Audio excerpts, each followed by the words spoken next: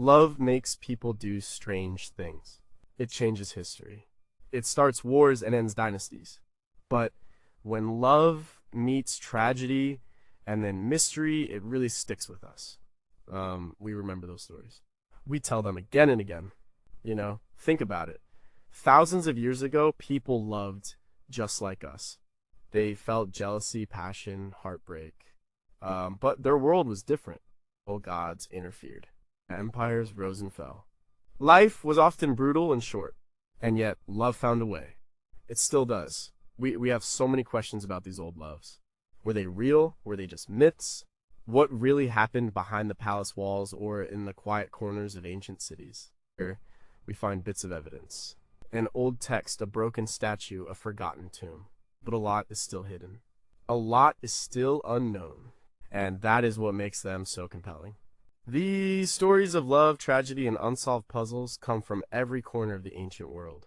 From the deserts of Egypt to the battlefields of Rome, from the myths of Greece to the courts of China.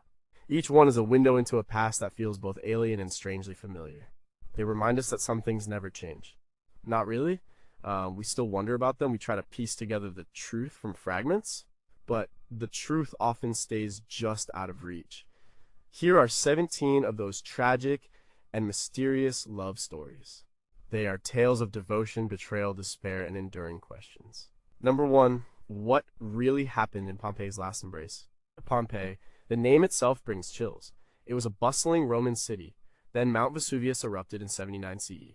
Ash and pumice buried everything. It was fast and brutal, but it also preserved things.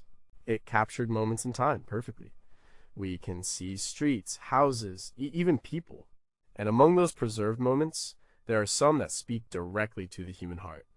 One is the story of two bodies found locked in an embrace. Archaeologists found these two in what they call the Garden of the Fugitives. This was an orchard area where many victims were caught trying to escape. They were found among 13 other people. All were suffocated by ash, their bodies later forming cavities in the hardened ash. A plaster was poured into these cavities by archaeologist Giuseppe Fiorelli in the 19th century. This gave us detailed casts of the victims, and two of these casts are especially poignant. They show two people, one seemingly leaning into the other, their faces closed. It looks like a final, desperate embrace. For a long time, people assumed these were a man and a woman, a husband and wife perhaps. A tragic, final moment of love in the face of death. And that story, that image, captivated the world. It showed love enduring even the most catastrophic events. It was a powerful symbol. The British Museum's exhibition, Life and Death in Pompeii and Herculaneum in 2013 highlighted these casts. It emphasized the personal tragedies amidst the larger disaster. But then, research moved forward. In 2015, a team of archaeologists and forensic anthropologists studied the casts again. They used modern techniques, X-rays, DNA analysis, and what they found complicated the story. And Dr. Stefano Vanacore, an anthropologist, led some of this analysis. He concluded that both individuals were men. One was estimated to be around 20 years old. The other was slightly older, perhaps in his 30s. This finding changed everything. It challenged the romantic narrative people had held for centuries. If they were both men, what was their relationship? Were they lovers? Were they brothers? Or friends? The way they were positioned so close, so intimate, still suggests a deep connection. It was not just two random people caught by the ash. It implies a bond. The discovery opened a window into Roman society.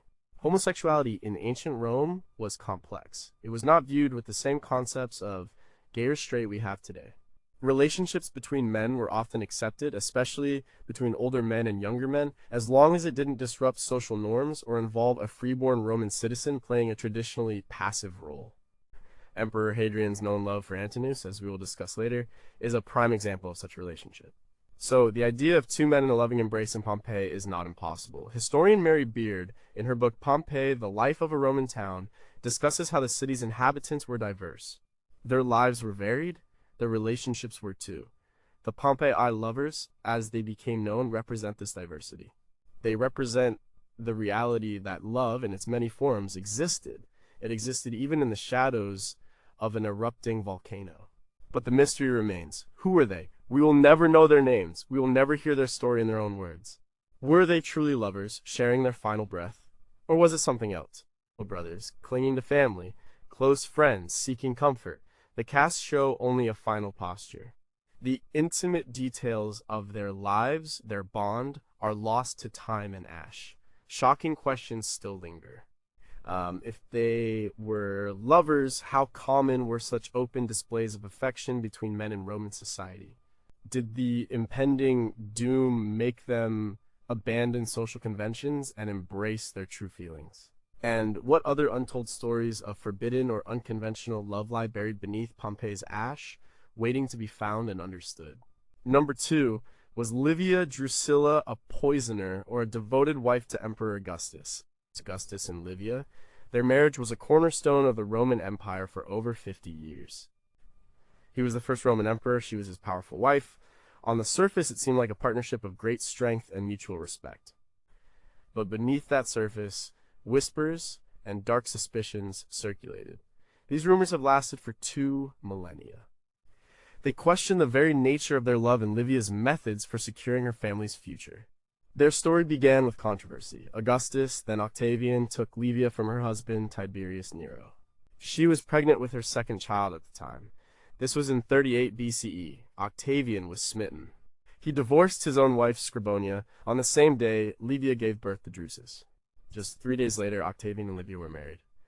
It was a political move for him, perhaps. Livia came from a distinguished family, but it seems a real affection grew between them. Historian Cassius Dio, writing in the 3rd century CE, recounts their long and stable marriage. He also notes Livia's significant influence. Livia was intelligent and politically astute. She was Augustus's confidante and advisor. She was also a dedicated mother to her sons, Tiberius and Drusus, from her first marriage. Augustus had no surviving male children of his own. This created a problem for succession. He adopted several male relatives, including his grandsons Gaius and Lucius Caesar and Agrippa Postumus. He intended them to be his heirs, but one by one these potential heirs died under mysterious circumstances. Gaius Caesar died in 4 CE, possibly from wounds sustained in battle. Lucius Caesar died in 2 CE from illness. Agrippa Postumus was exiled and then murdered shortly after Augustus's death in 14 CE. And Drusus, Livia's son, died in 9 BCE, also from illness. These deaths cleared the path for Livia's elder son, Tiberius, to become emperor. This suspicious pattern led many to point fingers at Livia. The Roman historian Tacitus, in his Annals, written in the early 2nd century CE, often portrays Livia in a negative light. He describes her as ambitious and cunning. He suggests she used poison to remove rivals. Tacitus wrote that Livia was rumored to have poisoned Agrippa Postumus and others. Other ancient sources, like Suetonius in his Lives of the Caesars, also mention these rumors, though he often presents them as speculative. Modern historians have debated these claims fiercely. Was Livia a cold-blooded murderer? Or was she a victim of misogynistic Roman historians who disliked powerful women? Historian Anthony Everett, in his biography Augustus, notes that the evidence for Livia's direct involvement in these deaths is circumstantial. There are no definitive proofs. The ancient world had high infant mortality and frequent adult deaths from illness or battle. Plagues were common. Many deaths could simply be natural. But the timing of the deaths is undeniably convenient for Livia and Tiberius. And the consistent narrative from some ancient writers, though they often relied on gossip and political enmity, cannot be entirely dismissed.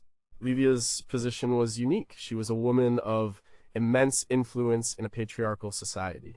She likely made enemies. What about her love for Augustus? By all accounts, their marriage was remarkable for its duration and harmony. This Augustus trusted her implicitly. He relied on her advice. When he died, he left her a substantial inheritance. He also adopted her into the Julian family in his will, making her Julia Augusta. This shows a deep connection and respect, at least from Augustus's side. Did her ambition for her son Tiberius ultimately overshadow her love for Augustus? Or was her love for Augustus intertwined with a desire to secure the stability of his new political order, which she believed Tiberius was best suited to lead? We see her as a devoted wife. We see her as a shrewd political operator. The two roles might not have been mutually exclusive. But the question of whether she resorted to murder remains. Shocking questions still linger. If Livia did orchestrate these deaths, How did she manage to conceal her actions so effectively from Augustus, who was himself a master of political maneuvering? How much of the ancient testimony against her is genuine insight, and how much is simply character assassination by male historians who resented her power? And if her love for Augustus was true, how did she reconcile her personal affection with potentially eliminating his chosen heirs for her own son? Number 3, was Mark Antony's first wife, Fulvia, the real power behind his throne? Mark Antony is mostly remembered for his epic love with Cleopatra. That is the story everyone knows. But before Cleopatra, there was Fulvia. She was Antony's third wife, and she was a force. Her story is often overshadowed, but it is one of ambition, political power, and a tragic, mysterious end. She was a woman who commanded legions and challenged the rising power of Octavian, later Emperor Augustus. Fulvia was born into a distinguished plebeian family. She was married twice before Antony. Her first husband was Publius Clodius Pulcher, a notorious populist tribune. Her second was Gaius Scribonius Curio. Both men were influential. Both died violent deaths. Fulvia was known for her fierce loyalty to her husbands and her political shrewdness. She learned a lot from them. She became a powerful figure in her own right. She married Antony around 46 BCE. Antony was a powerful Roman general. He was Caesar's right-hand man. After Caesar's assassination in 44 BCE, Antony, Octavian, and Lepidus formed the Second Triumvirate.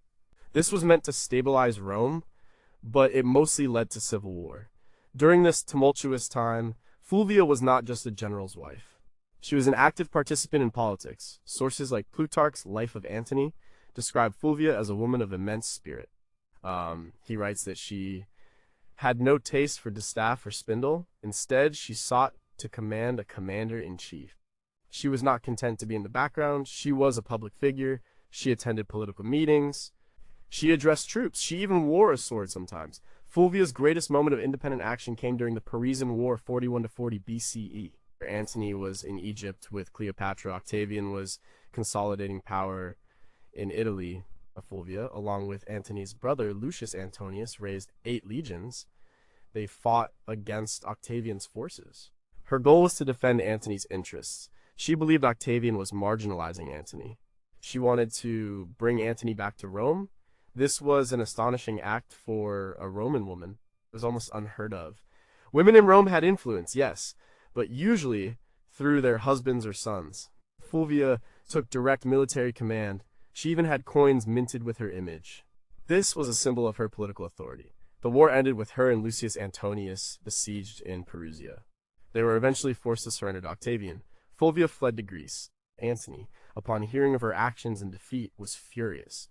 He left Cleopatra and sailed to meet Fulvia in Athens. What transpired between them is shrouded in mystery. Plutarch suggests Antony was angry with her interference. He blamed her for the war. But there is also a sense that he was genuinely upset by her death, which happened shortly after their meeting. Fulvia died in Sicyon in 40 BCE. The official cause was illness, but the timing is suspicious. Did she die of a broken heart, humiliated by defeat and Antony's coldness? Or was there more to it? Antony quickly made peace with Octavian, sealing it with a marriage to Octavia, Octavian's sister. Some historians wonder if Fulvia's death was convenient for Antony, allowing him to sever a politically problematic tie and make a new alliance. Historian Sarah Pomeroy, in Goddesses, Whores, Wives, and Slaves, Women in Classical Antiquity, discusses Fulvia as an example of an unusually powerful Roman woman. Her agency and active participation in political and military affairs were exceptional. Her motivations remain complex. Was her love for Antony pure, or was it tangled with a desire for power for herself and her family through him? We know that Antony mourned her, at least publicly, but how deeply did he feel? Did her death pave the way for his full commitment to Cleopatra, both politically and romantically? Her story is one of a woman who dared to step out of traditional roles. She paid a heavy price. Shocking questions still linger. Was Fulvia truly driven by love and loyalty to Antony, or was her primary motivation a quest for personal power and influence? What exactly transpired during that final meeting between Antony and Fulvia in Greece? Did she die of natural causes, or was her death expedited for political convenience, perhaps even by Antony himself? Number 4. Why did Heracles' love for Deianira end in poison and fire? Heracles, the greatest hero of Greek mythology, was known for his strength and his many labors. He was a demigod, but even a hero of his stature was not immune to tragedy and love. His relationship with Deianira, his wife, ended in one of the most agonizing and famous deaths in Greek myth. It was a story of misunderstanding, jealousy, and a deceptive love potion that became a deadly poison. Deianira was a princess, daughter of King Aeneas of Calydon. She was a strong woman, known for her beauty and her ability to drive a chariot. Heracles fought the river god Achelous to win her hand. This was no ordinary courtship. Achelous transformed into various beasts during the fight. Heracles eventually defeated him. This shows Heracles' great desire for Deianira. They married and had several children. Their love story seemed to be a happy one, at least for a time. Their tragedy began during a journey. They had to cross a river. The centaur Nessus offered to carry Deianira across while Heracles swam. Centaurs were often depicted as wild and treacherous. Nessus proved to be exactly that.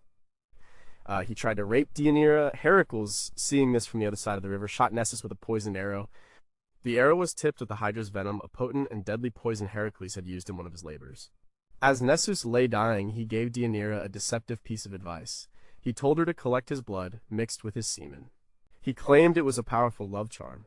He said it would ensure Heracles would never love another woman more than her. Deianira, perhaps out of fear of losing Heracles, or simple naivety, believed him. She collected the mixture, she kept it secretly, she thought it was a token of security for their love. Years pass. Heracles, like many Greek heroes, was not always faithful. He became enamored with Iole, a princess from Oechalia. He even sacked her city to get her. When Deianira heard of Heracles' new love, her jealousy was ignited, and she remembered Nessus's words. She decided to use the love charm. She soaked a magnificent robe in the centaur's blood mixture. Then she sent it to Heracles, intending it to rekindle his love for her. The moment Heracles put on the robe, the Hydra's venom, mixed with Nessus's blood, began to burn him. It was not a love charm, it was a deadly poison. It adhered to his skin, it burned his flesh. It caused unbearable agony. The great hero who had faced monsters and gods was defeated by a woman's tragic misunderstanding and a centaur's dying trick. Sophocles' play Woman of Trachis, also known as Trachinae, written in the 5th century BCE, vividly portrays this tragedy. It focuses on Deianira's despair and Heracles' torment. Deianira, realizing what she had done, was overcome with guilt and horror. She committed suicide. Heracles, in his agony, commanded his son Hylas to build a funeral pyre on Mount Oeta. He climbed onto it, asking to be burned to end his suffering. He ascended to Olympus, becoming a god. The mystery here lies in the human elements. Did Deianira genuinely believe Nessus? Was her desperation so great that she failed to question the strange gift? Was Heracles' infidelity a symptom of his divine nature, or simply a flaw that contributed to his downfall? The story, recorded by various ancient authors, including Apollodorus in his Bibliotheca, serves as a cautionary tale about jealousy, deception, and the unpredictable consequences of attempting to control love. It also highlights the power of fate and the gods in Greek myth. Was it fated that Heracles would die in such a way, despite his heroism? The tragic irony is that a substance meant to preserve love ultimately destroyed both the lover and the beloved, leaving only agony and remorse. Shocking questions still linger. How much of Deianira's action was genuine naivety, and how much was a subconscious desire for control born of insecurity?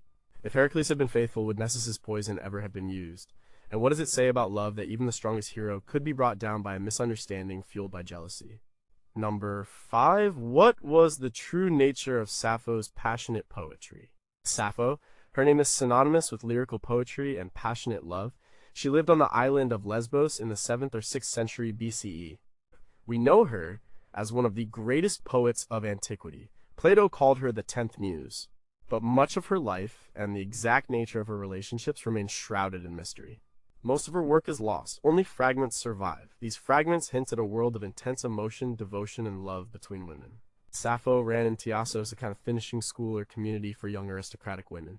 They learned music, poetry, dance, and etiquette. This was a common practice in ancient Greece. These girls would prepare for marriage. But Sappho's poems suggest something more. They speak of deep affection, longing, and heartbreak directed towards her female students and companions. One of her most famous surviving fragments, often called Ode to Aphrodite, is a plea to the goddess of love to help her with a beloved woman who has spurned her.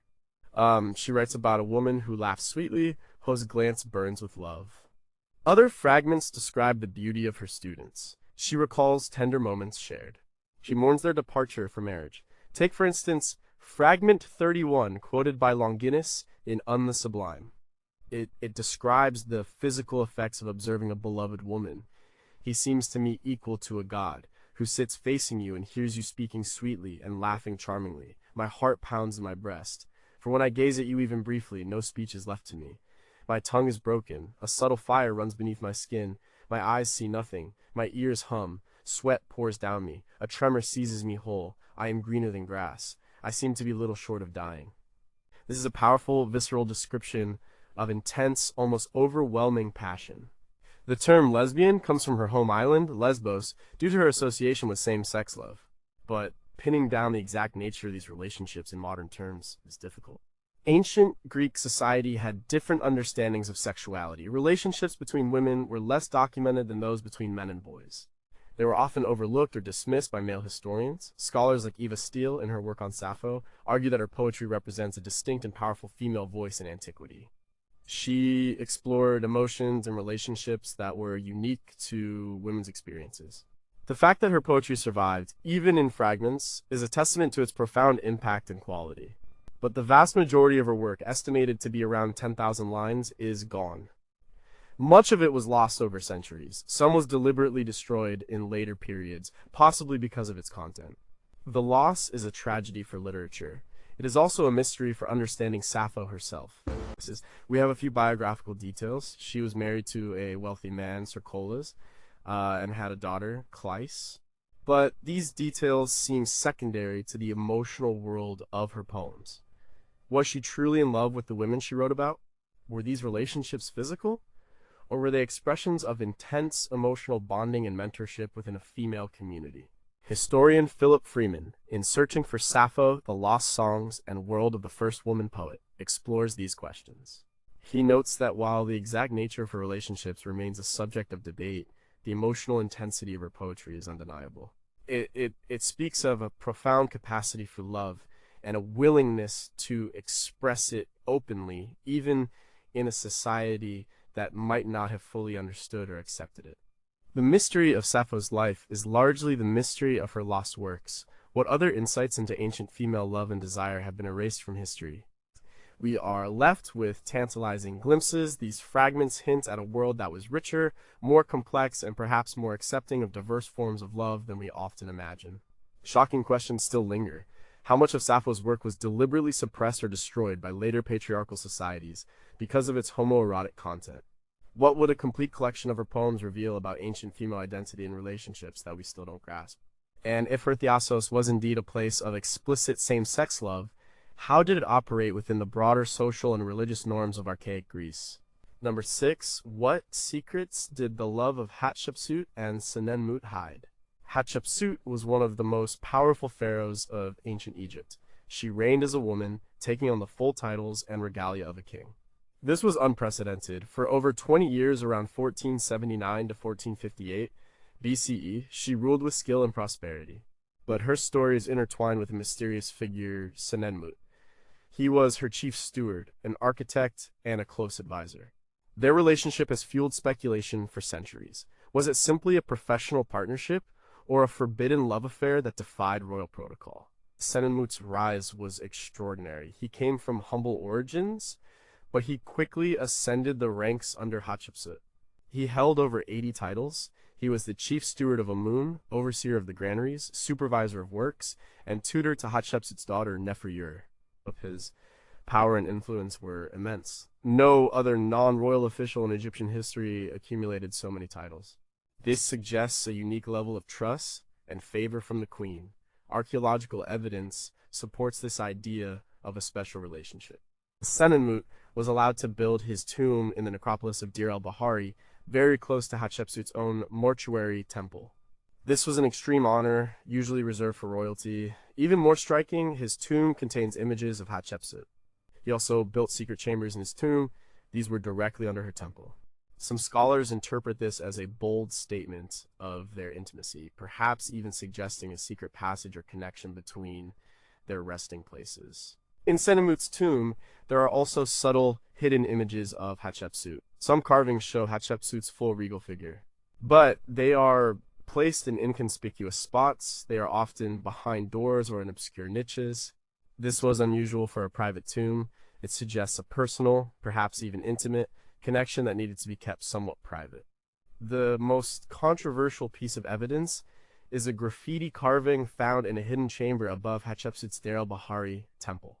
It depicts a male and female figure in an intimate pose. Some Egyptologists, like Peter Dorman, who led excavations at the Theban tomb 353 Senemut's tomb, have acknowledged the suggestive nature of this graffiti. While not conclusive proof, it fuels the theory of a clandestine affair. Historian Joyce Tildesley, in her book Hatshepsut the Female Pharaoh, discusses the challenges of proving such a relationship. Ancient Egyptian records are formal. They rarely mention personal relationships outside of official royal marriages. But Tildesley acknowledges the unusual favor shown to Senemut. She notes the possibility of a romantic link. The mystery deepens with Senemut's disappearance. Sometime after year 16 of Hatshepsut's reign, he vanishes from the historical record. His magnificent tomb was never fully completed. His name and images were sometimes defaced, though not as systematically as Hatshepsut's own erasure after her death.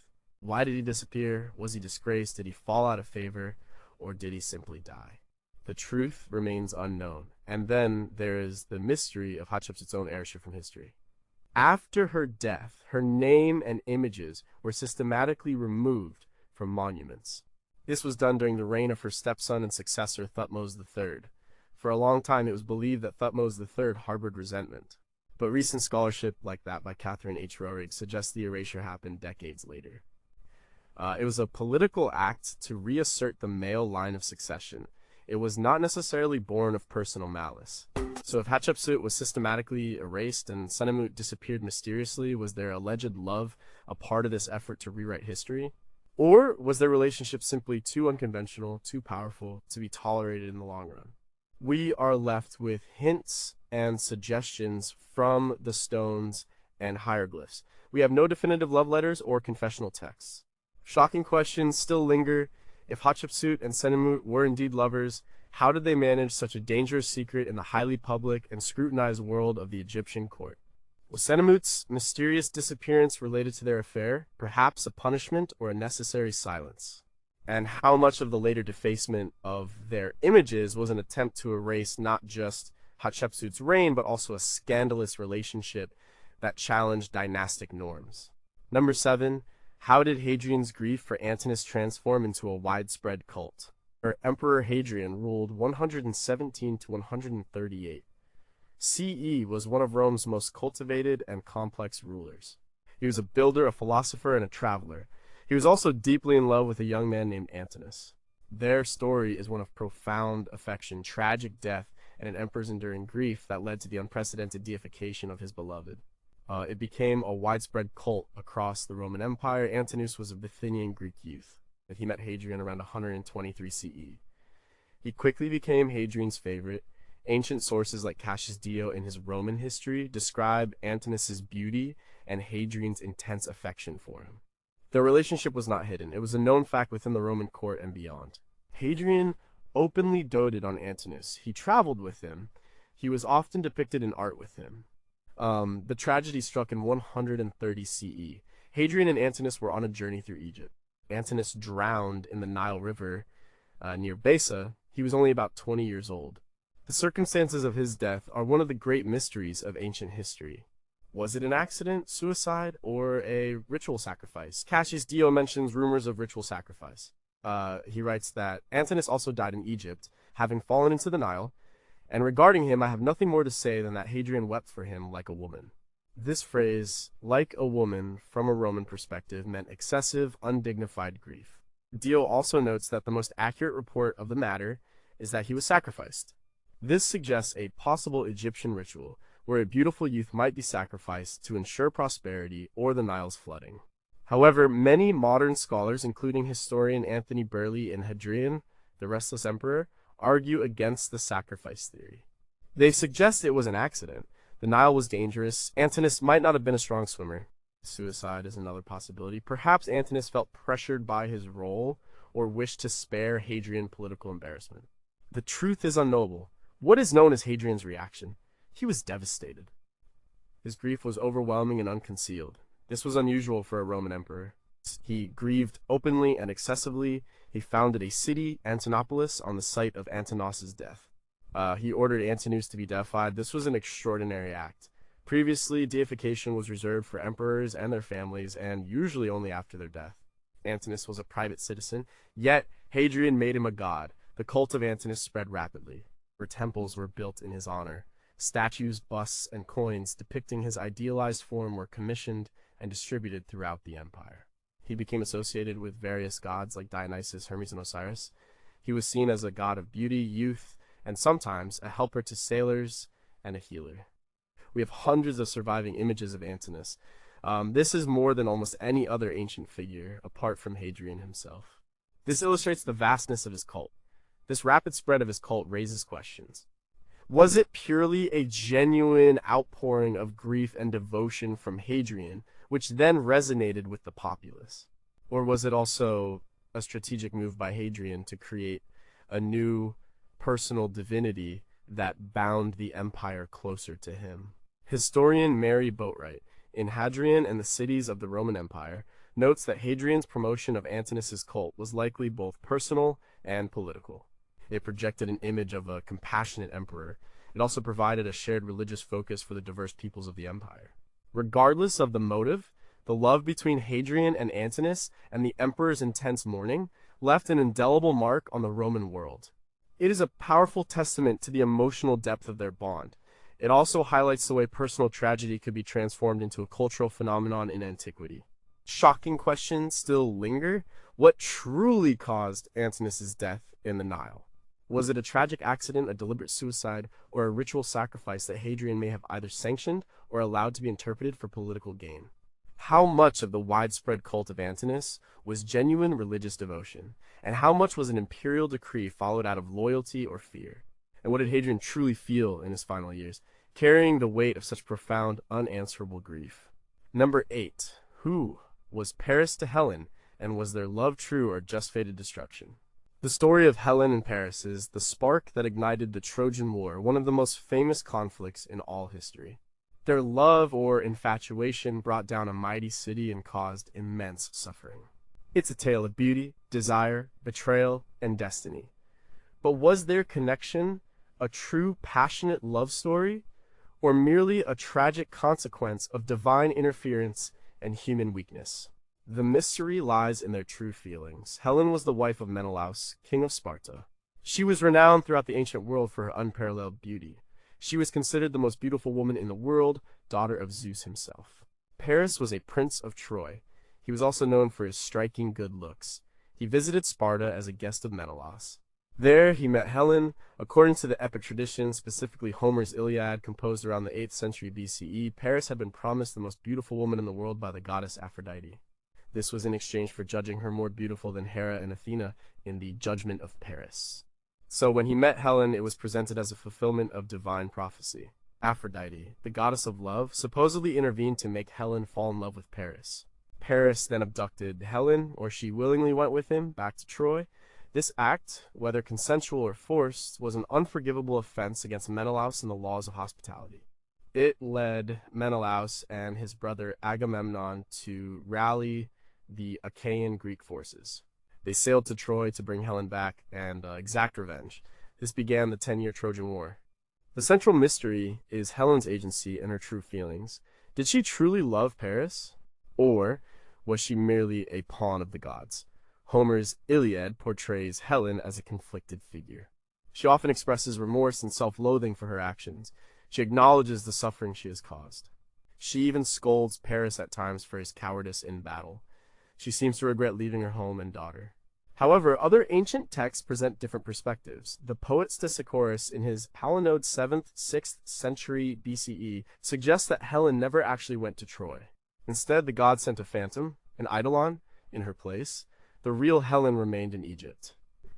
This version implies that The entire war was fought over an illusion. It makes the love between Paris and the Phantom Helen even more mysterious. Euripides, in his play Helen 5th century BCE, also uses this phantom motif. In his play, Helen is a virtuous woman. She is trapped in Egypt while the Greeks and Trojans fight over her phantom image. This drastically changes the nature of her love for Paris. If she wasn't even there, then their love was completely unreal. But if we stick to the more traditional Homeric narrative, their love was real but complicated. Paris clearly loved Helen. He defended her. He was willing to fight for her. Helen, despite her regrets, also stayed with Paris throughout the war. She did not attempt to escape. She did not return to Menelaus even when opportunities arose. This suggests a bond, however tragic and destructive. Historian Barry Strauss, in The Trojan War, A New History, discusses the difficulties of separating myth from historical possibility. While the war itself may have some basis in historical conflict, perhaps Mycenaean Greeks fighting Hittite client states, the love story of Helen and Paris is deeply entwined with divine intervention. This makes it hard to understand their purely human motivations. After Paris was killed in battle, Helen married his brother Deiphobus. This again raises questions about her affections. Was she simply practical, moving to the next available royal? Or was her heart truly fickle? Upon the fall of Troy, she was eventually reunited with Menelaus.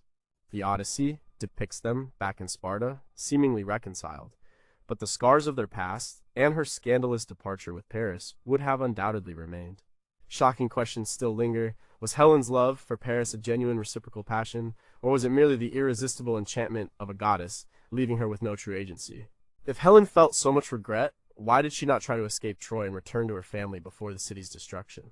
And what would history have looked like if Aphrodite had never intervened, or if Paris had chosen another woman and the Trojan War never happened? Number 9, what kind of love united Pericles and Aspasia in Golden Age Athens? Pericles was the most influential statesman of Athens during its Golden Age 5th century BCE. He was a brilliant orator, a military strategist, and the driving force behind the city's magnificent cultural achievements like the Parthenon. But behind this powerful man was a woman named Aspasia. She was his partner, his confidante, and perhaps his intellectual equal. Their love story was unconventional, controversial, and deeply mysterious in its true nature. Aspasia was not an Athenian citizen. She was a hetera, a foreign-born, educated woman who often worked as a courtesan but also provided intellectual companionship. She was from Miletus in Ionia. She arrived in Athens around the mid-5th century BCE. Unlike citizen women who were confined to the home, heterae could move freely in public life. They participated in philosophical discussions. They held their own salons. Pericles fell deeply in love with Aspasia after he divorced his first wife. He lived with her, though they could not legally marry because she was not an Athenian citizen. Their relationship caused scandal and gossip. Athenian society was strict. It had rigid gender roles. A prominent citizen like Pericles living openly with a non-citizen woman was highly unusual. Ancient sources like Plutarch's Life of Pericles, written centuries later, in the 1st-2nd century CE, provide most of what we know about them. Plutarch describes Pericles' devotion to Aspasia. He mentions that Pericles would kiss her daily. This was a private detail not typically shared about public figures. It suggests a genuine, deep affection. But Aspasia was more than just a beloved partner. She was renowned for her intelligence, her rhetorical skills, and her philosophical insights. Socrates himself, as recorded by Plato and Xenophon, is said to have admired her wisdom. She reportedly taught rhetoric to many Athenian men. This was an astonishing claim for a woman in that era. Some scholars suggest she influenced Pericles' famous funeral oration. This was one of the greatest speeches of antiquity. Plutarch also records the jokes and criticisms directed at Pericles and Aspasia. The Athenian comic playwrights mocked them. They called Aspasia a prostitute. They accused her of influencing Pericles' policies, even instigating wars. These attacks were likely politically motivated. They were aimed at discrediting Pericles through his unconventional partner. Aspasia was even prosecuted on charges of impiety. This was a common way to silence political opponents. Pericles had to personally defend her in court. The mystery of their relationship lies in the balance between love, intellectual partnership, and political influence. Was Aspasia truly Pericles' intellectual and political advisor, or Was she simply a brilliant woman whose mind captured the heart of a great man? Was their love a scandal primarily because of her status as a non-citizen, or also because of the power she wielded through Pericles? Historian Donald Kagan in the Peloponnesian War highlights Aspasia's unusual position. He notes that Pericles' willingness to endure public criticism for her suggests the depth of their bond. It was a bond that went beyond mere physical attraction. It seems to have been an intellectual and emotional partnership. This was rare for an Athenian leader and a woman. After Pericles died from the plague in 429 BCE, Aspasia's life became even more obscure. She is said to have lived with another man, Lysicles, and had a son with him. This detail further complicates our understanding of her. Did she genuinely love Pericles, or was her association with him primarily a means to exert her own influence? We are left with tantalizing glimpses, a great statesman, a brilliant woman. A love that defied social norms and sparked controversy. Their story suggests that love in ancient Athens could transcend rigid societal expectations. It could also be a force for profound intellectual connection, even if the details remain shadowy. Shocking questions still linger. To what extent did Aspasia truly influence Pericles' political decisions and his famous speeches, and why was her intellectual contribution so fiercely downplayed or maligned by male contemporaries? If Aspasia had been an Athenian citizen, would their love story have been seen as less scandalous, or was it her sheer intelligence and public visibility that truly threatened Athenian patriarchal norms? And how did Aspasia, as a non-citizen and a woman, navigate the intricate and often hostile political landscape of Golden Age Athens?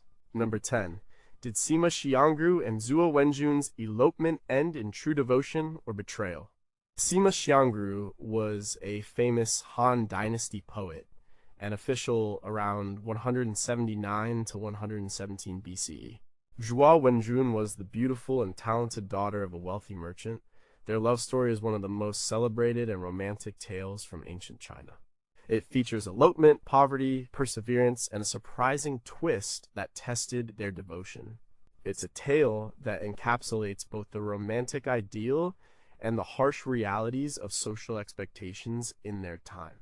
Zhuo Wenjun was a young widow, wealthy and educated. She was known for her beauty and her musical talent, especially with the guqin, a seven-string zither. Sima Xiangru, at that time, was a struggling poet. He was talented but not yet famous. He happened to be a guest at her father's home. He was invited to a banquet. At the banquet, Sima Xiangru played the guqin and sang. He sang a love song filled with passionate longing. Zhuo Wenjun, secretly listening from behind a screen, was captivated. She was smitten by his talent and charm. Sima Xiangru, for his part, was equally taken with her. He desired her. She loved him. But there was a huge problem. Zhuo Wenjun's father, Zhuo Wangsun, was a powerful and wealthy man. He would never approve of his widowed daughter running off with a poor, unknown scholar. So, Zhuo Wenjun made a daring decision. She eloped with Sima Xiangru that very night. This was a scandal of epic proportions. It defied social convention and brought immense shame upon her family. Her father was furious. He disowned her and cut off all financial support. Sima Xiangru and Zhuo Wenjun were suddenly poor. They had no money. They had no means to live. They moved to Chengdu, Sima Xiangru's hometown. They tried to make a living. But they struggled. Zhuo Wenjun, a wealthy noblewoman, even took to selling wine in the marketplace. Sima Xiangru, despite his poetic genius, had to wear simple clothes and do menial tasks. They lived in poverty. This act of solidarity, a noblewoman working in public, eventually softened her father's heart. He was shamed by their public display of destitution. His friends and relatives also urged him to relent. So he finally gave them a portion of his wealth. This allowed them to live comfortably. Sima Xiangru's talent eventually caught the attention of Emperor Wu. He became a high-ranking official and a celebrated poet. Their future seemed secure, but then the mystery and potential tragedy emerged. After Sima Xiangru became successful, he considered taking a concubine. This was common practice for powerful men in ancient China. He even wrote a letter to Zhuo Wenjun implying his intention. When Zhuo Wenjun received the letter, she was heartbroken. She wrote a poem in response. It expressed her deep sorrow and her unwavering love for him. Her poem, known as Bai Tu Yin, Song of White Hair, spoke of their early love and their vows to grow old together. It reminded him of their shared struggles and the depth of their bond. It included lines like, "May we be together until our hair turns white." She asked, "If you abandon me today, where will I be tomorrow?" It was a powerful plea. Sima Xiangru was deeply moved by her poem. He remembered their journey. He remembered their sacrifice. He abandoned the idea of taking a concubine. He renewed his commitment to Zhuo Wenjun. Their love endured. This twist in their story is crucial. It shows a moment of profound uncertainty. Did Sima Xiangru genuinely intend to abandon her? Or was it a test of her devotion, or a moment of weakness he regretted? The story is retold in the records of the Grand Historian by Sima Qian, a contemporary of Sima Xiangru. This lends historical weight to the tale. Their story became a symbol of romantic love and marital fidelity in China. It showed that love could overcome social barriers and even moments of doubt. But the moment of potential betrayal, and Zhuo Wenjun's desperate plea, adds a layer of complexity. It reminds us that even the most enduring loves can face trials, and it leaves us wondering about the true intentions of the successful man. Shocking questions still linger. Did Sima Xiangru truly intend to take a concubine and potentially cast aside Zhuo Wenjun, or was his initial letter a mere contemplation that her powerful response thankfully averted? If Zhuo Wenjun had not written such a moving poem, would Sima Xiangru have gone through with his plan, thereby betraying their shared past and struggle? And what does this story reveal about the fragility of love and the immense power of a woman's voice, even in a patriarchal society, to change a man's heart? Number 11. What unbreakable bond tied Isis and Osiris even beyond death? The Egyptian myth of Isis and Osiris is one of the most foundational and enduring love stories from antiquity. It is not just a tale of romantic devotion, it is a story of divine love, tragic betrayal, relentless perseverance, and the ultimate triumph over death. It formed the bedrock of ancient Egyptian funerary beliefs and the concept of resurrection. Osiris was a benevolent king of Egypt. He brought civilization to the land. He taught agriculture and law. He was married to his sister Isis. This was a common practice for Egyptian royalty and deities, symbolizing purity of lineage. Their love was profound. They ruled together in harmony. But their perfect world was shattered by Osiris's jealous brother Set. Set coveted Osiris's throne. He devised a cunning plot. He hosted a banquet. He presented a magnificent chest. He announced that he would give it to whoever fit inside. When Osiris tried it, Set and his conspirators immediately slammed the lid shut. They sealed the chest. They threw it into the Nile. This was an act of murder. Isis was heartbroken. She was more than just a grieving wife. She was a powerful sorceress and a devoted sister wife. She immediately set out to find her husband's body. She searched far and wide through many lands. Her determination was legendary. She eventually found the chest, which had drifted to the city of Byblos. There, it had become encased in the trunk of a great tree. She retrieved the body. She brought it back to Egypt. She began to prepare a ritual to revive him, but Set discovered her plan. In a fit of rage, he dismembered Osiris's body into 14 or sometimes 16 or 42, depending on the version of the myth pieces. He scattered them throughout Egypt. This was to ensure Osiris could never be resurrected. Isis did not give up. She was filled with an unwavering love. She embarked on a second, even more arduous quest. She painstakingly traveled across the land, gathering each piece of Osiris's body. She was helped by her sister Nephthys and the jackal god Anubis. The only piece she could not find was Osiris's phallus. It was supposedly eaten by a fish. Despite this missing part, Isis, using her immense magical powers, reassembled Osiris's body. She bandaged it together, essentially creating the first mummy. Then she used her magic to briefly bring him back to life. In this miraculous moment, she conceived their son Horus. Osiris could not remain among the living, but through Isis's love and magic, he became the king of the underworld. He ruled over the dead.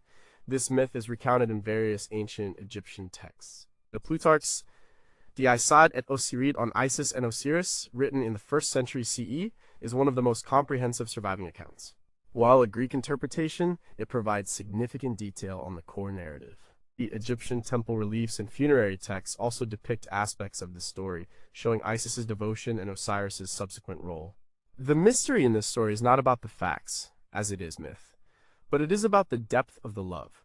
What level of devotion compels someone to undertake such a dangerous and grotesque task, gathering scattered body parts? What kind of love can literally transcend death? Isis's actions show a profound, almost primal, love for her partner. It was a love that was stronger than murder, stronger than despair. Isis became a powerful goddess in her own right. She was revered as a protector, a healer, and a mother. Her cult spread throughout the Roman Empire. This was a testament to the enduring power of her story. It was a story of a wife's ultimate loyalty and the hope of resurrection. It offered comfort and meaning to countless ancient people. Her love for Osiris was a model of devotion. Shocking questions still linger. If Osiris could only be partially resurrected, what was the full extent of his consciousness and suffering in the underworld, forever separated from the living? Did Isis's magic truly bring him back to life, or was it a symbolic act meant to give hope to mortals about an afterlife?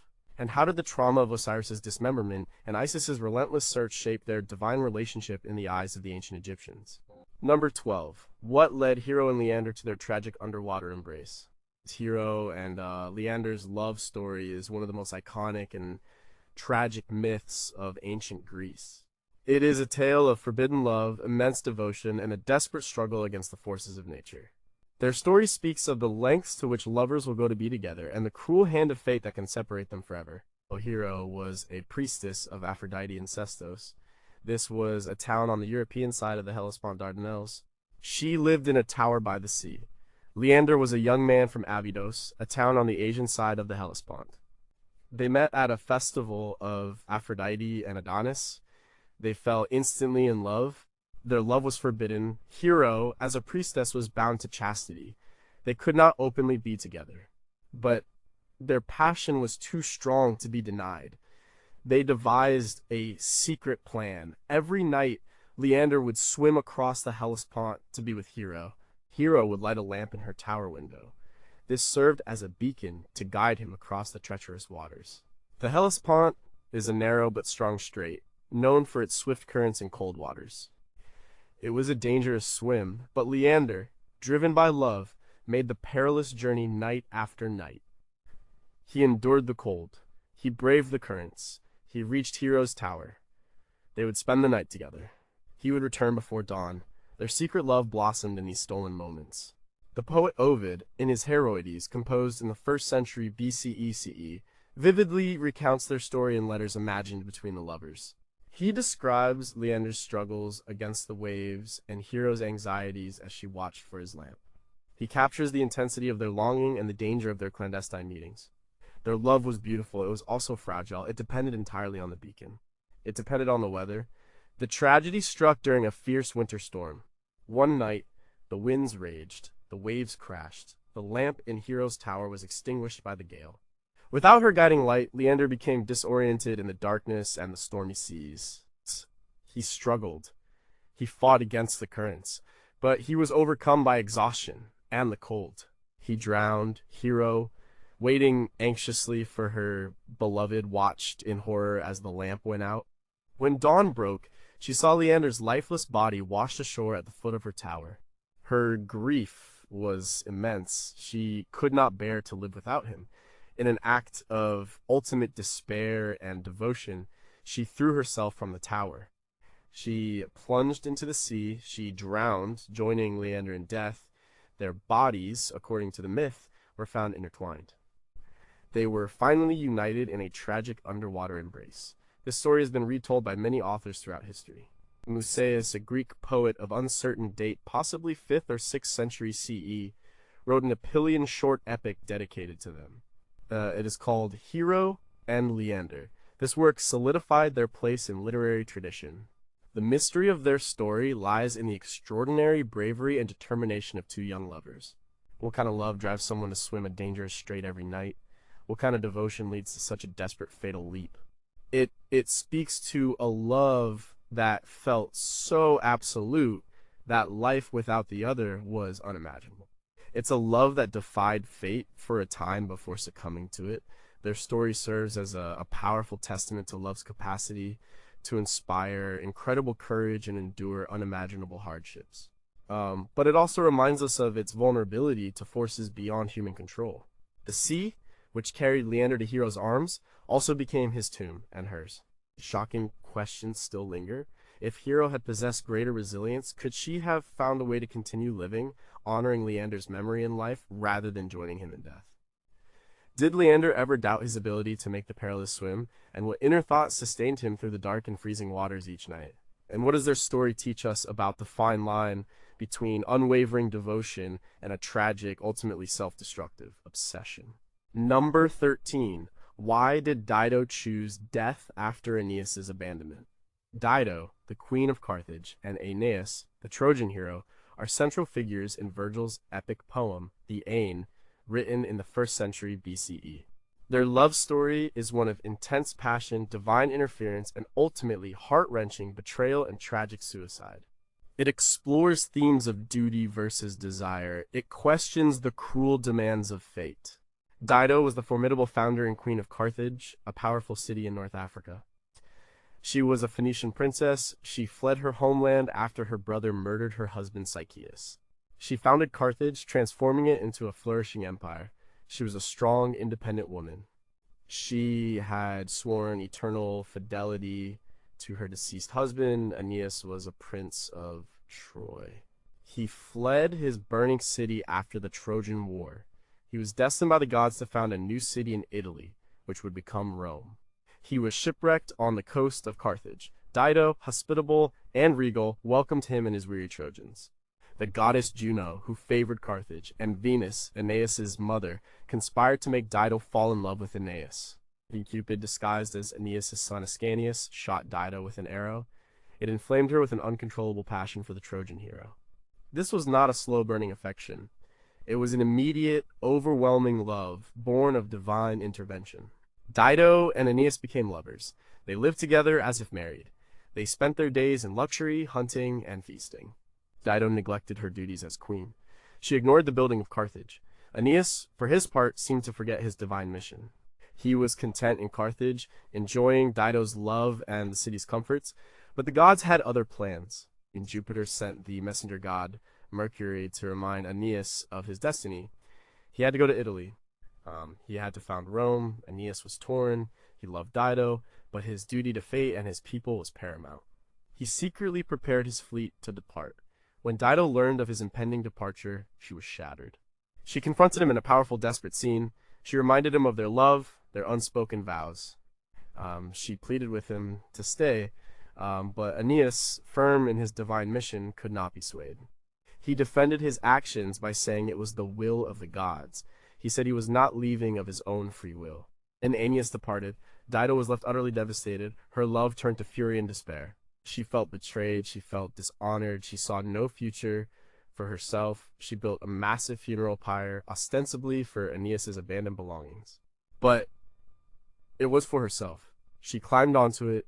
She pronounced a terrible curse on Aeneas and his descendants, laying the groundwork for the future enmity between Rome and Carthage.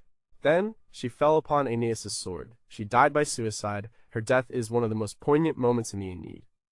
It's a testament to the depth of her love and her profound sense of betrayal. As she lay dying, her sister Anna and the goddess Iris tried to ease her passing. Her story became a tragic symbol of a powerful woman undone by love and destiny.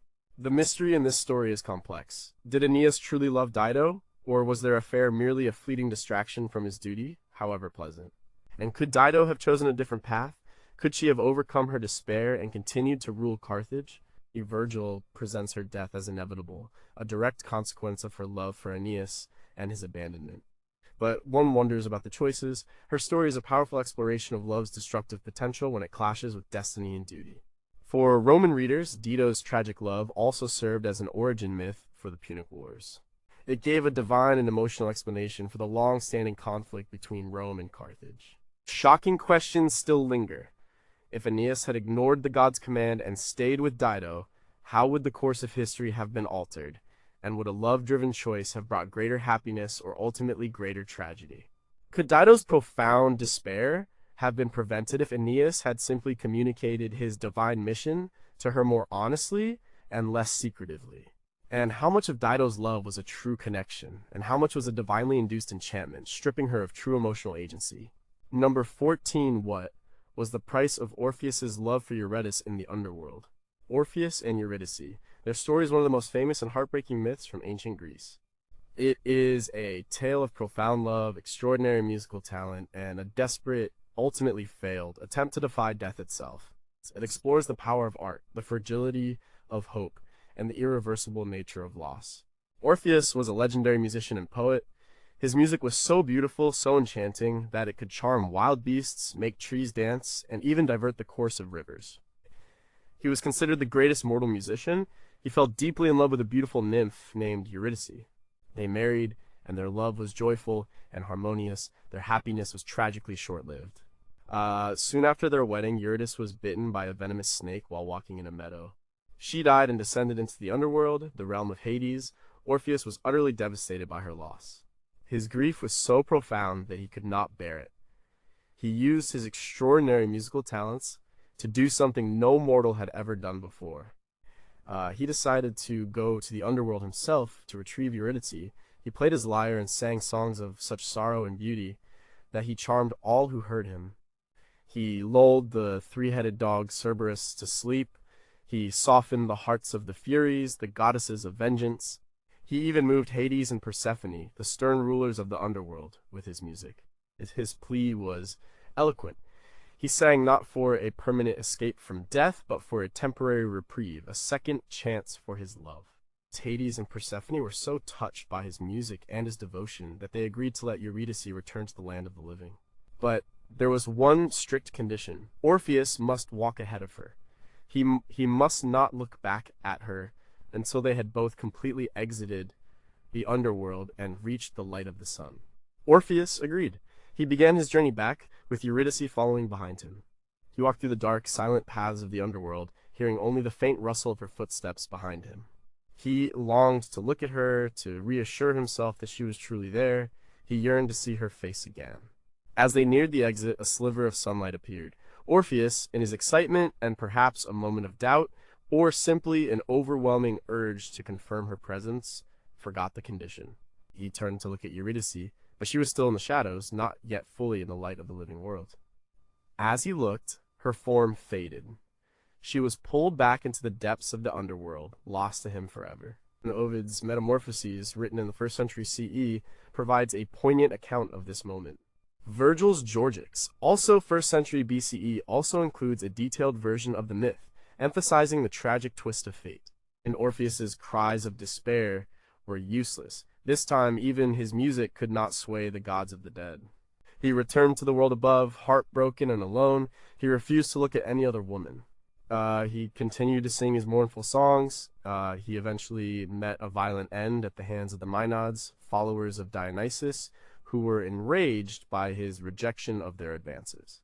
The mystery of this story is not about the details of the events. It is about human nature. Why did Orpheus look back? Was it a lack of faith, an excess of love, a moment of human weakness that doomed him? Or was it simply the cruel design of the gods who granted hope only to snatch it away? The condition was so simple, yet it proved impossible for him to obey. His story serves as a profound meditation on the limits of love and the finality of death. It suggests that some boundaries cannot be crossed, even by the most powerful love or the most enchanting art. It reminds us of the terrible price of one moment of doubt or impatience. Shocking questions still linger. Was Orpheus's turning back an act of tragic hubris, a subconscious doubt, or an unbearable longing that momentarily overshadowed his obedience? Could the gods have been truly moved by his music, or was the impossible condition always designed to ensure Eurydice's permanent stay in the underworld?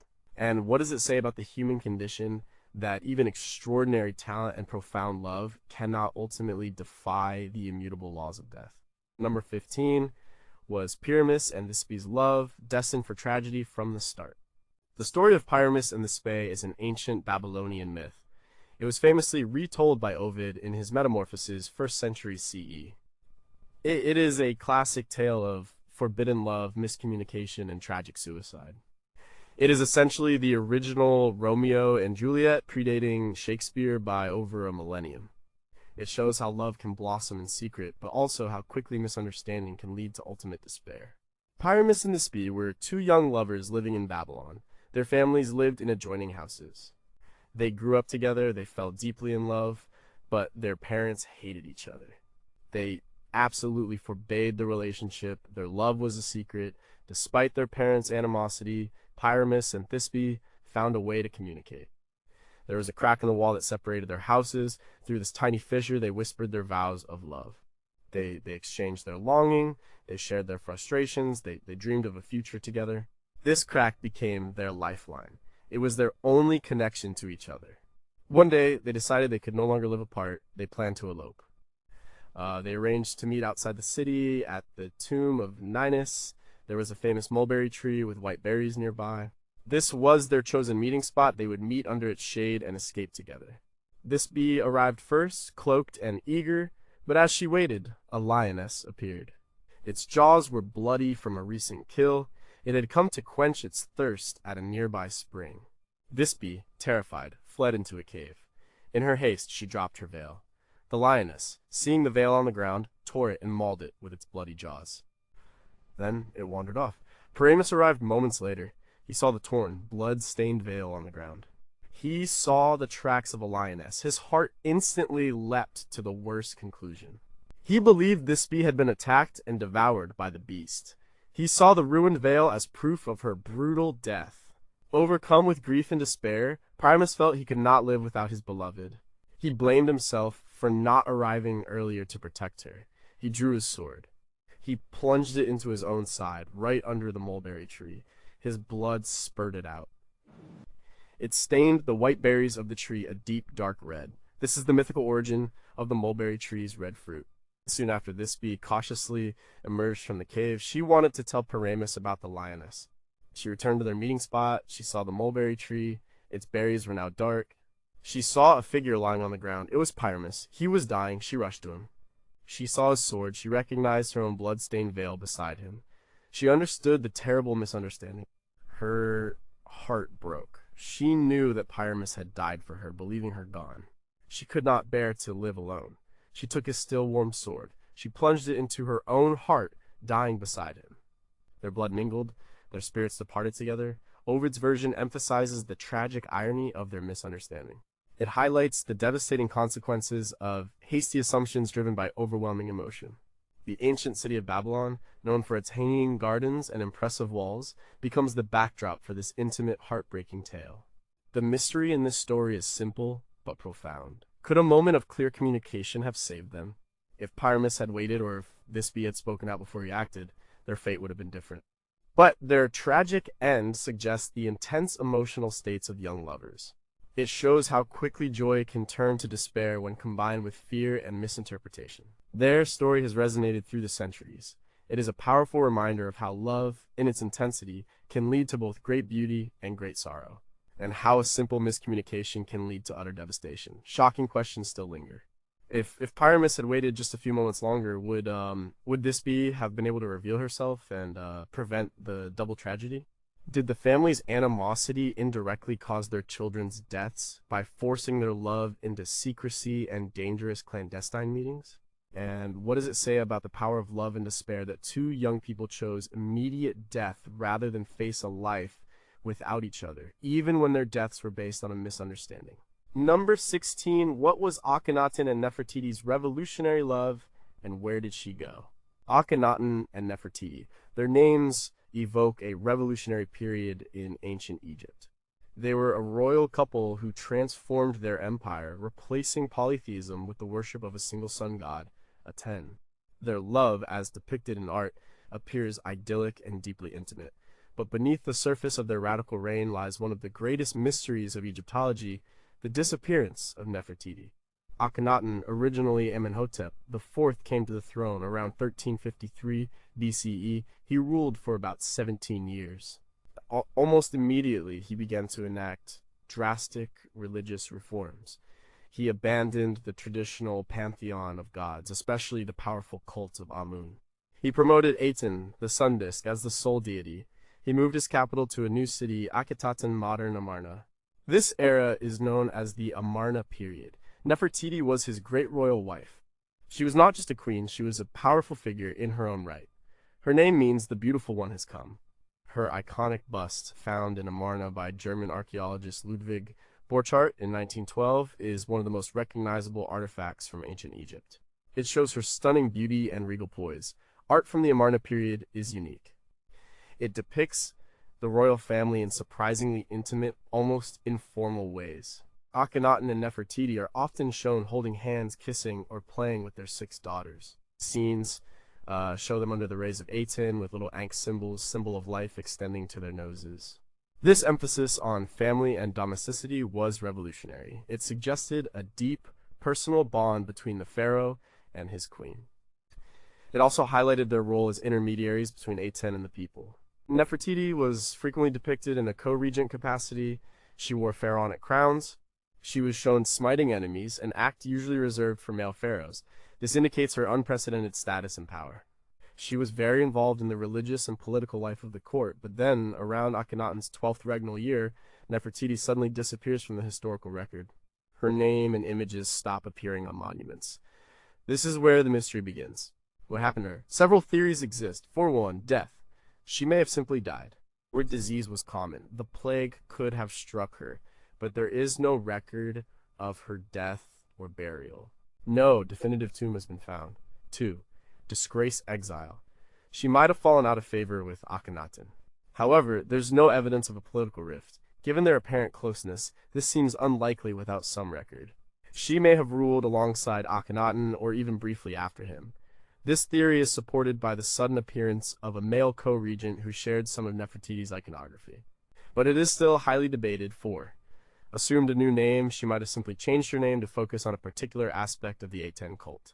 This was not uncommon for Egyptian royalty. Joyce Tildesley, in her book Nefertiti, Egypt's Sun Queen, meticulously reviews the evidence. She leans towards Nefertiti either dying or assuming a new identity as a co-regent under a different name. The discovery of a mummy designated the younger lady in the Valley of the Kings, identified through DNA analysis by Zahi Hawass and his team in 2010 as Tutankhamun's mother, does not definitively resolve Nefertiti's fate. While some speculate it could be her, there's no direct proof. The abruptness of her disappearance is what fuels the mystery. For a queen who is so prominent, so revolutionary, to simply vanish from public record is perplexing. Her fate remains unknown. Her revolutionary love with Akhenaten, a love that broke with centuries of tradition in its depiction, is left incomplete by her unexplained absence. Her shocking questions still linger. Did Nefertiti die of natural causes? And if so, why is her tomb and the record of her death completely missing? If she truly assumed the identity of a male co-regent, Smenkar, what political or religious pressures led her to such an unprecedented transformation? And how did Akhenaten, who depicted his family life so intimately, cope with the sudden disappearance of his beloved queen, and did it contribute to the eventual downfall of their religious revolution? Number 17. What was the true story of Antony and Cleopatra's undying love and double suicide? Mark Antony, a Roman general, and Cleopatra VII, the last pharaoh of Egypt. Their names are forever linked in history. Their love story is one of the most famous and dramatic of all time. It was a passionate affair, intertwined with political ambition, military conflict, and ultimately a tragic double suicide. It profoundly impacted the Roman world and the fate of Egypt. Antony was one of the 3 most powerful men in Rome after Julius Caesar's assassination. He met Cleopatra in 41 BCE. He had summoned her to Tarsus to answer charges of supporting his enemies. She famously arrived on a gilded barge dressed as the goddess Aphrodite. She captivated him instantly. Cleopatra was an extraordinary woman. She was highly intelligent, charismatic, and a skilled politician. She spoke many languages. She was a direct descendant of Ptolemy I, one of Alexander the Great's generals. She saw Antony as a way to secure Egypt's independence and her dynasty's survival. Antony, for his part, was enamored by her charm, her intellect, and her wealth. Their relationship blossomed in Alexandria. They had 3 children together. Antony spent lavish amounts of time in Egypt, seemingly neglecting his Roman duties. This caused increasing friction with Octavian, Caesar's adopted son and Antony's rival in Rome. Octavian's propaganda portrayed Antony as a weak, orientalized fool enslaved by an exotic queen. The political tensions erupted into war. The decisive conflict was the Battle of Actium in 31 BCE. Antony and Cleopatra's combined forces were defeated by Octavian's navy. This was a turning point. Antony and Cleopatra fled back to Egypt. Their fate was sealed. In 30 BCE, Octavian pursued them to Egypt. Alexandria was besieged. As Octavian's forces closed in, Antony received a false report that Cleopatra had killed herself. Distraught, he fell on his own sword. He inflicted a fatal wound, but he did not die immediately. He was brought to Cleopatra, who had barricaded herself in a monument. He died in her arms. Cleopatra then faced Octavian. She tried to charm him to persuade him to let her live. She wanted to preserve her children's future, but Octavian intended to parade her as a captive in his triumph in Rome. Cleopatra, a proud queen, could not bear such humiliation. She chose death. The exact method of her suicide is one of the enduring mysteries. The most famous account, from Plutarch's Life of Antony, written in the 1st-2nd century CE, states she used an asp, a venomous Egyptian cobra. She smuggled it into her monument in a basket of figs. She allowed it to bite her.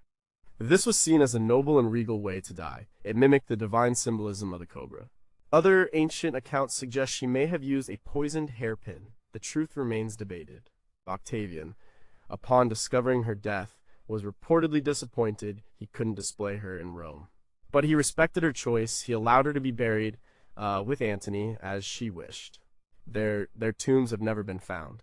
This is another lingering mystery. Historians like Adrian Goldsworthy in Antony and Cleopatra analyze the complex interplay of love, politics, and ambition in their relationship. Was it true, passionate love, or was it a strategic alliance that developed into genuine affection? Probably both. Their actions, especially their choices in death, speak of a profound bond. Antony's despair at the false news of her death and Cleopatra's refusal to live without him and without her freedom point to a love that was deeply intertwined with their identities and destinies. Their story is a testament to the power of love in the face of absolute defeat. It shows how personal choices, driven by emotion, can have massive historical consequences. It cemented their legacy as history's most tragic and romantic pair. Shocking questions still linger. Was Cleopatra's method of suicide truly the bite of an asp, or was it a more concealed poison? And why was the asp story so widely adopted and propagated? Where are the tombs of Antony and Cleopatra, and what secrets might they hold about their final moments and true desires? And if Antony and Cleopatra had won the Battle of Actium, how would their continued rule have shaped the course of Roman and Egyptian history, and would their love have endured the pressures of empire?